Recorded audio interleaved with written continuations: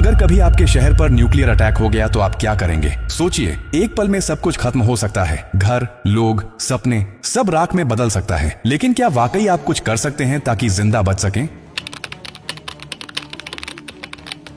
हाँ, अगर आप अभी से तैयार हैं, ये जानकारी जिंदगी और मौत के बीच की दूरी तय कर सकती है। क्योंकि जब एक न्यूक्लियर बम गिरता है तो सिर्फ धमाका ही नहीं होता, उसके बाद शुरू होता है वो खतरनाक खेल जिसे कहते हैं रेडिएशन फॉलआउट। और उसमें जो जिंदा बचता है वो भी धीरे धीरे मरने लगता है। सबसे पहले जानिए कि जैसे ही न्यूक्लियर बम गिरता है, एक तेज सफेद रोशनी आपके सामने आती है। इस रोशनी को देखना मतलब अपनी आंखों की रोशनी खो देना। आप अंधे हो सकते हैं, स्थायी रूप से। इसलिए पहला कदम, जैसे ही धमाके की खबर मिले या रोशनी दिखे, तुरंत जमीन पर लेट जाइए, अपनी आंखें और कान बंद कर लीजिए और चेहरे को किसी कपड़े से ढक लीजिए। ये पहली रक्षा है। अब सवाल उठता है कि कहां जाएं? तो याद रखिए, अगर आपके आसपास कोई मेट्रो स्टेशन है, बेसमेंट है, अंडरग्राउंड पार्किंग है, तो वहीं भागिए, क्योंकि जमीन के नीचे रहना न्यूक्लियर फॉलआउट से बचने का सबसे कारगर तरीका है। लेकिन अगर कुछ नहीं है तो अपने घर को ही शेल्टर बनाना पड़ेगा। सारी खिड़कियां, दरवाजे बंद कर दीजिए। हर छोटी छोटी दरार को भी किसी कपड़े, टेप या गत्ते से बंद कीजिए। हवा का एक भी रास्ता नहीं खुला रहना चाहिए। अटैक से पहले या जैसे ही खबर मिले, आपके पास सिर्फ कुछ मिनट होंगे। उसी वक्त पानी भरिए, बाल्टी, बोतल, ड्रम, जो भी है। याद रखिए, अटैक के बाद पानी में रेडिएशन मिल सकता है। नल से पानी बिल्कुल मत पीजिए, इसीलिए पहले से स्टोर किया हुआ पानी ही जिंदगी बचाएगा। खाने के लिए ड्राई फूड रखें,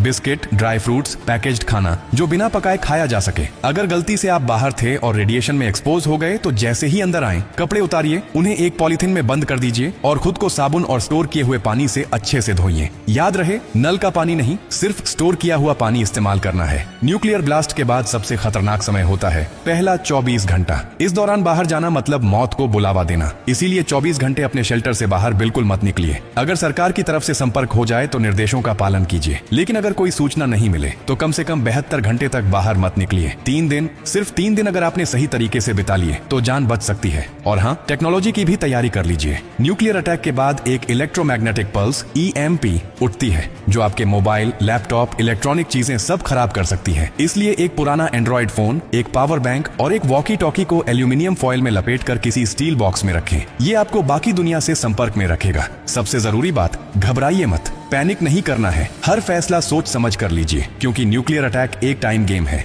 जो जितना शांत रहेगा, उसकी जान बचने के चांस उतने ही ज्यादा होंगे। और याद रखिए, ये जानकारी सिर्फ आपके लिए नहीं, बल्कि आपके परिवार, दोस्तों, पड़ोसियों और पूरे समाज के लिए है। क्या आप अकेले सुरक्षित रहना चाहते हैं? नहीं ना? तो इस जानकारी को हर उस इंसान तक पहुंचाइए जिसकी जिंदगी की आपको परवाह है। हो सकता है आपकी एक शेयर से किसी माँ का बच्चा जिंदा रह जाए, किसी पिता की आखिरी उम्मीद बच जाए, किसी बहन का भाई लौट कर घर आ जाए। और यही तो असली इंसानियत है। और हाँ, जब आप जिंदगी बांट रहे हैं तो एक वादा भी कीजिए। डॉक्टर कार्डियो की हर पोस्ट से कुछ सीखेंगे और दूसरों को भी सिखाएंगे, क्योंकि हमारा मकसद सिर्फ कंटेंट नहीं, आपकी सुरक्षा है, आपकी जिंदगी है।